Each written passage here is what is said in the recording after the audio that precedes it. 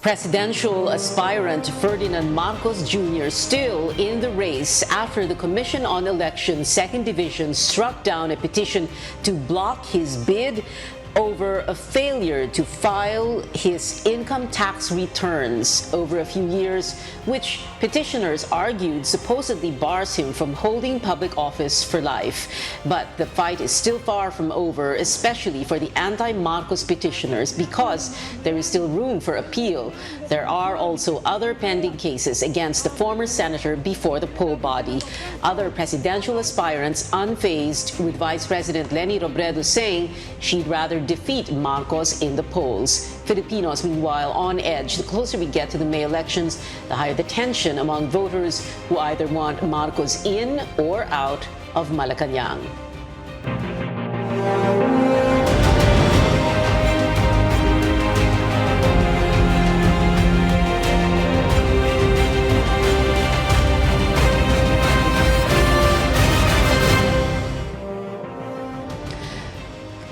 Good evening. I'm Pia Hontiveros. Welcome to your weekly political appointment fix, politics as usual. Our first guest tonight, Attorney George Briones. He's the General Counsel of the Partido Federal ng Pilipinas, whose standard bearer is former Senator Ferdinand Bongbong Marcos Jr. Good evening, Attorney Briones, and thank you very much for being with us tonight. Well, let's begin with this. Is this a victory for you, for the Partido Federal, and for Bongbong Marcos? Good evening, Pia. First of all, I would like to thank the COMELEC Second Division for dismissing the petition for cancellation of COC of Senator Bongbong Marcos. We are grateful that the rule of law prevailed in their decision. And Pia, there are also many members of the PFP who are watching tonight, all over the Philippines and all over the world. And they would also want to give their thanks to the COMELEC Second Division, composed of Presiding Commissioner Socorro Inting, Senior Member Antonio Co, and Junior Member Ray Bulay. In answer to your question, Attorney George. Yes. Yes, go ahead, please. Yes, we are very much elated by the legal victory that we had yesterday, because there are two fake news that was laid to rest in this decision. First, that BBM is not a certified convict. Second, that he did not commit tax evasion.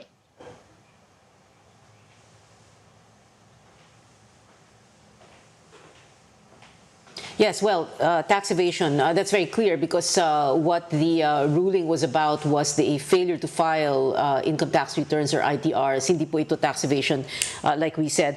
But Attorney George Briones, I wanted to ask you also, in the same way that your party is elated by this victory, in a sense, because second division pa lang ito, syempre yung mga petitioners, I'm sure nagkandagulo-gulo sila, because para bang, ano ba nangyari sa petition nila, no? Ano bang mangyari sa kanila?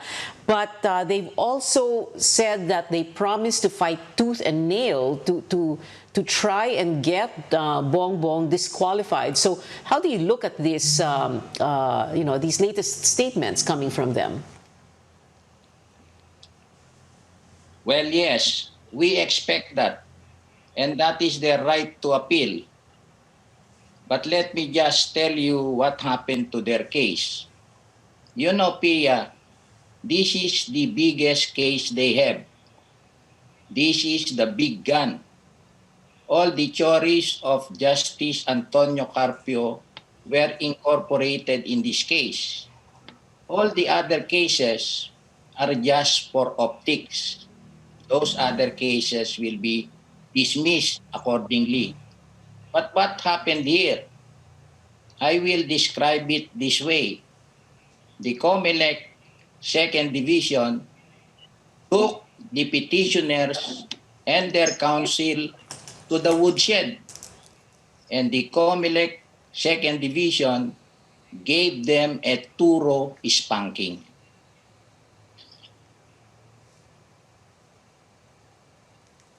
Spanking, because you're saying that they were scolded by the COMELEC second division? Yes, you are correct, Pia. These are the three mistakes that were committed by the petitioners. First, they filed a petition for cancellation of COC, but they added two grounds for disqualification under the COMELEC rules. On that alone, their petition should have been dismissed. Second, and this is serious, the petitioner and their lawyer misquoted the law, Section 254 of the 1977 Tax Code. When I say misquoted, they said that the law provided for fine and imprisonment, when the truth of the matter was the law provided for fine or imprisonment or both. That was the second mistake of the petitioners. The third mistake of the petitioners was that they branded these tax cases as tax evasion cases, prompting the second division to rule that failure to file an income tax return is not tax evasion. Right. Right. One of the rivals of Senator Bongbong Marcos, VP Leni Robredo, who defeated him in 2016 by about 200,000 plus votes, a little over 200,000 plus votes, has said that, and this was a question I had asked her last week, no? Would she want him disqualified, or would she rather, I asked her, slug it out with him in an electoral contest? And she said, and I quote, "Mas gusto ko talunin ko siya sa eleksyon." What does the Partido Federal think about this?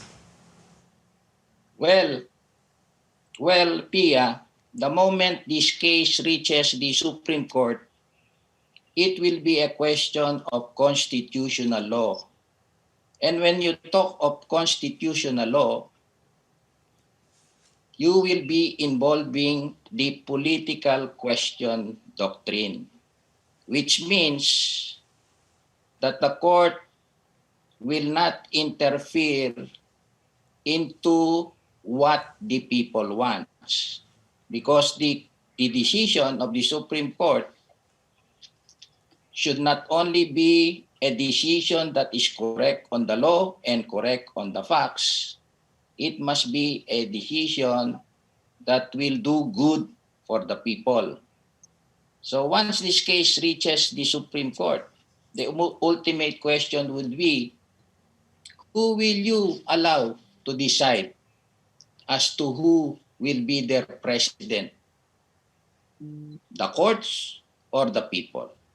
I think the question is the answer is very clear. So in answer to your question, yes, we would like very much to have a return match, so we will know once and for all who is the winner.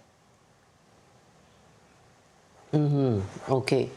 When you say that the courts will not interfere in what the people want, because we have the situation today in pre-campaign surveys, at least, Senator Marcos is number one and is, well, in a way ahead of the pack, no? And there may be a problem. Is that correct? Is that how you think, how you look at it? There may be a problem if the COMELEC or later on the Supreme Court says, okay, let's cancel BBM COC, or let's disqualify him from the race, and then he's leading in the election. So talagang magkakaproblema to, and it will cause a little bit of some turmoil, chaos even perhaps. And at the same time, as Dean Tony Lavina was saying, if this gets too near the date of the election, magkakaproblema talaga because it will cause so much upheaval. Yes, Pia.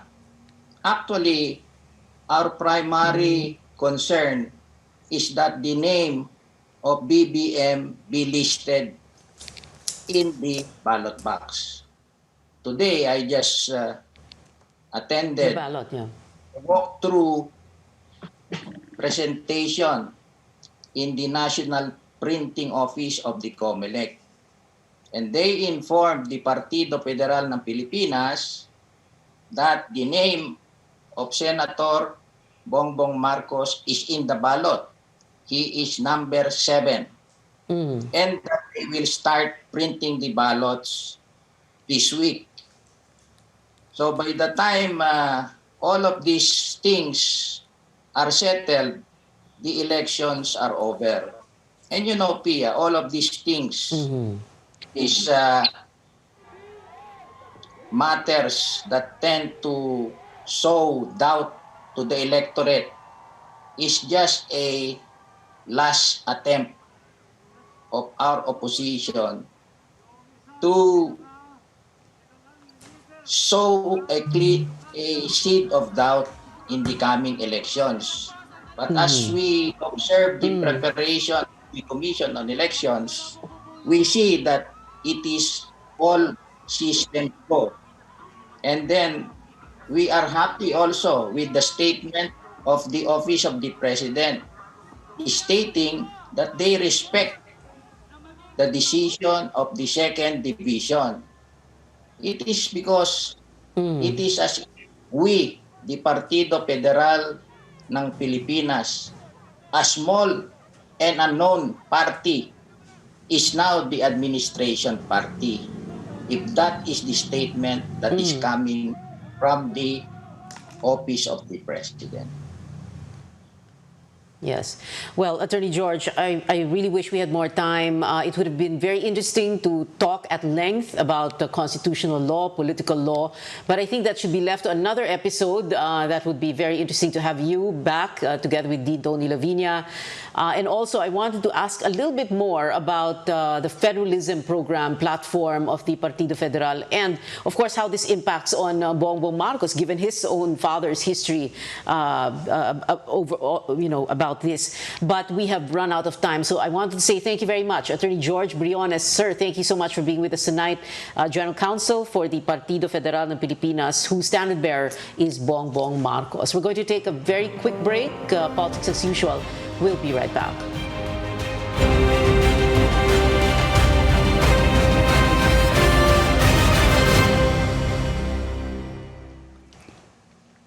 Welcome back. This is Politics as Usual. I'm Pia Hontiveros. Our next guests, political analyst Edmund Dayao, Jean Franco, an associate professor at UP, and Mr. Ramon Casiple. Good evening, sirs and ma'am. Thank you so much for being with us. Before I go to my own first question, I wanted to give you, the three of you, the opportunity to respond to what Attorney George Briones, General Counsel for the Partido Federal, had said in the first segment of the show. Let's begin with Sir Mon Casiple. Sir?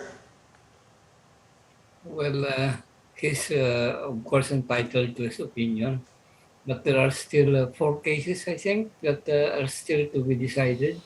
And I would like to comment after all these 4 have been tackled by the COMELEC. Sorry, sir. Well, Sir Mon? Yes, Pia. I think the final opinion there can be made when all of these cases have been run through by the COMELEC. The COMELEC still has to tackle, I think, 4, the other 4 cases. Yeah, which George Briones was very confident about. Sabi niya, he's sure that madidismiss din yan. But anyway, okay. Thank you, Sir Mon Casiple. Associate Professor Jean Franco, what do you think? Well, I think it just shows that the Marcos camp has found an ammunition with regard to the what do you call this, the decision of the COMELEC, and they're really trying to make it appear that from the very start this has been some sort of a what do you call this, a political persecution to prevent him from running, and expectedly that's something that his camp is now using. All right. Ed Tayao, what about you? Well, actually, hindi ko masyadong madinig yung mga sinasabi kanina. For some reason, biglang humina, no? But at the end of the day, this is more legal. This is more political than a legal issue, no? And it's rather easy to say that the Marcos group or former Senator Bongbong Marcos is planning something or what have you.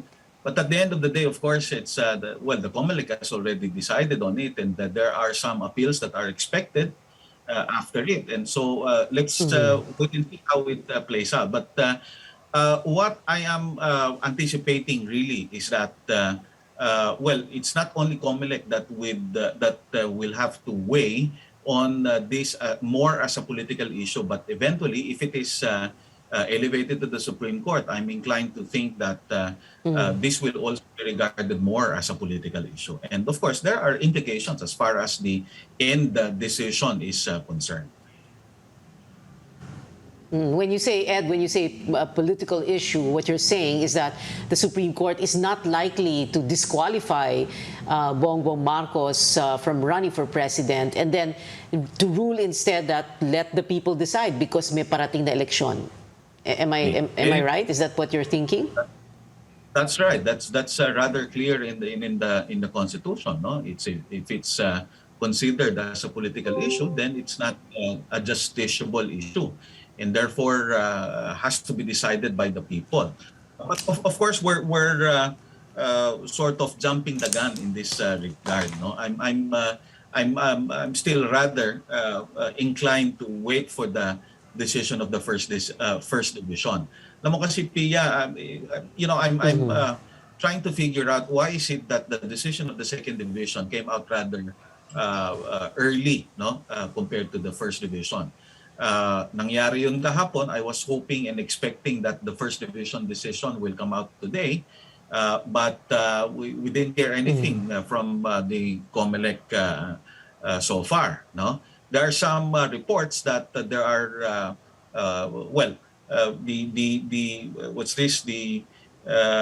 composition of the first and the second division, no, may be considered political.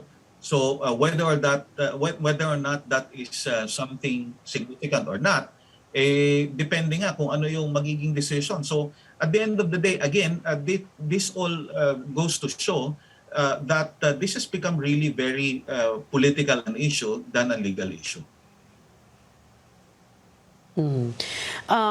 Okay. Well, kanina, Ed, sabi mo nga, we don't want to jump the gun. But let's jump the gun for purposes of, scenario building. Let's say na tatakbo na nga talaga si Bongbong, at wala nang hadlang sa kanyang kandidatura. Wala na yung mga petition to cancel COC, wala na yung DQ case, etc. Does this look like a BBM win, given that what you have in the pre-campaign surveys is that he's number one, and it's a little bit medyo ang laki ng lamang niya sa mga karibal niya, di ba? And like that's why I say pre-campaign survey, because many people have pointed that out. Pre-campaign pa yan, antayin natin yung campaign survey. Pero ngayon pa lang nakikita nyo ba, di ba? Meron bang does it look like a BBM win? Mauna na ako, no? Sorry, let me ask Jean Franco first. Sige, Ed, ikaw muna. Sorry, may konting delay dahil sa Zoom. Alright. Anyway, alam mo kasi sa social sciences, Pia, no, merong tinatawag na extraneous factors. Kaya nga, yung survey may margin of error. It's quite difficult really to say that this is a done deal, no? Although there are two factors that we have to consider here. First and foremost, if you look at all the previous presidential elections, normally the numbers change, no? rather significantly after the debate. At least after the second debate that has transpired, nagbabago yan. Remember, for example, the debate supposedly between the late FPJ and the former President GMA. Whether or not the results of the 2004 election is contestable or there was fraud in it or whatever, we cannot deny that the surveys also suggest that the numbers of FPJ went down nung hindi siya nagpa-participate doon sa mga debate. So malaking factor yung debate. Nung 2015 naman, pagkatapos ng debate, that's the only time that then candidate, former Davao City Mayor Digong, went up, no, or peaked in the surveys. No, doon lang siya lumamang. Actually, number 5 lang siya noong 2015 surveys. Noong 2016, pagkatapos ng debate, doon lang siya nag-pick up. So that's one factor. Pero the second factor is it's rather unprecedented. If I'm not mistaken, the only time that a candidate really led as much was former President Erap Estrada, but he did not reach the 50% threshold in the surveys. So we have to weigh on these two particular factors to find out whether or not definitive na at sustainable na itong numbers na to come May election day. So interesting to watch what the surveys, how the surveys are going to look like. At the same time, debate, February, March, April, may tig-isa daw. But at the same time, I wanted to ask, sorry, Professor Jean, your turn naman. Of course, sabi nga, surveys are mere snapshots of a particular time when it was taken. And we still have a few months to go. The campaign period has not yet started. And I'm pretty sure Marcos camp having garnered 53% poll ratings in the last survey, that would probably, make the other camps, the opposition, the other opponents of Marcos, try to recalibrate and, re-strategize on what they have been doing so far. So I guess these numbers will still change. Sir Mon Casiple, does this look like a BBM win given the pre-campaign, emphasis on pre-campaign surveys, although over the 50% mark?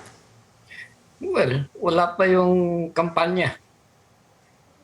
So nobody knows yet what the final outcome. Yeah.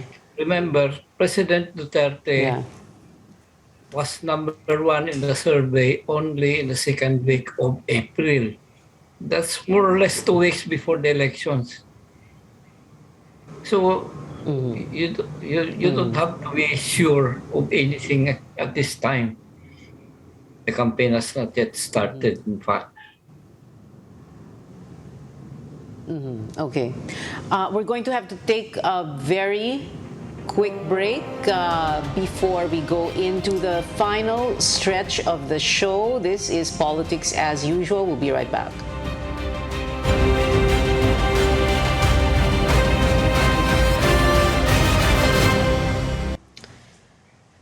Welcome back to Politics as Usual. Still with us, political analysts Ed Dayal, Jean Franco, and Mon Casiple.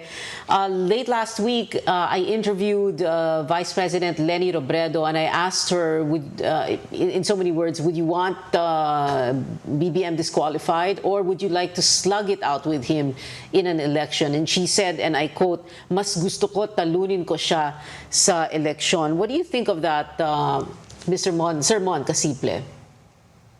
Well, it's a good answer, actually, because election is not really about anything legal. It's political. And the best way to demonstrate your political strength is to win the elections. Jean Franco, Professor Jean? Well, for me, the campaign of VP Leni Robredo, her running for president, is already symbolic in itself, no? We have a woman who has stood up to this administration, and that in itself for me is really symbolic of the fact that there has to be someone who can be genuinely called the opposition, and someone who can really stand up as the opposition, who can try to slug it out with the Duterte administration and its candidates. Okay, Ed Dayaw? Well, I can only agree with the statement of the Vice President, no? And of course, I also agree with what Jean just mentioned. Of course, it's only the Vice President who's really identified as out and out and opposition. That there are some gray areas as far as the other candidates are concerned. But then again, of course, it's a question also why there are gray areas. Of course, that's another issue entirely. But on the other hand, if you're a candidate, you don't want to be identified as the one persecuting, the rather very popular candidate, and so it's also it can also be considered quite a calculated decision, or what's this a position on the part of the Vice President. We can of course check on the reports, the background of many of those that have all these petitions filed in COMELEC. So at the end of the day, the bottom line is if you're a candidate against the leading candidate and you want the numbers of the leading candidate to get to you, you don't want to be identified as the one hitting on the or persecuting the leading candidate, because you don't want to be identified as the aggressor, no? Alam mo naman, there's this tendency for the Philippines to empathize with the underdog. The so underdog. to speak. Marcos, an underdog. That's interesting. All right, we have less than a minute to go before we end the show, and I wanted to give you the opportunity to share with us your final words. But I'd like you to answer this question, because it looks like, in a way, Leni Robredo and her people are banking on another 2016 win, hoping to replicate that win. No? Yung 2016 win, ma-replicate sana itong 2022. But can you very briefly tell us what is the same and what is different about 2016 when she and Bongbong ran for VP, and itong 2022 when she and Bongbong and of course others, now running for president? Let's begin with Sir Mon Casiple. Very briefly, sir. Well, the election is for presidency. That's the difference. But if you're thinking how the two has actually contested each other in vice presidency, there is a bit of uncertainty, I think, with that view that Bongbong Marcos is the candidate to beat. That's only the surveys. So I'm waiting for the campaign to start. Okay. All right. 5 seconds each for Jean Franco and Ed Dayaw. 3 seconds. Yeah. VP Leni Robredo is no longer an administration candidate, as she was in 2016. And she has also been subjected to misogyny and belittling by this administration. So that's, that's something that can be factored in. All right. Okay, Ed Dayaw, very quickly. Well, I just hope that the campaign can be more substantive, more than just branding or saying that the other candidate is bad or whatever. The message itself should be re-engineered so that the people will be, inclined to listen more. That's all. All right, thank you to my guests tonight, Ed Dayaw, Mon Casiple, and Jean Franco. We've been told before, don't talk politics at the dinner table or at a family reunion or in Viber groups, and risk digital warfare. But we can talk about it here on this show, your weekly political appointment fix, politics as usual. I'm Pia Hontiveros. See you back here next Tuesday, 8:30 p.m.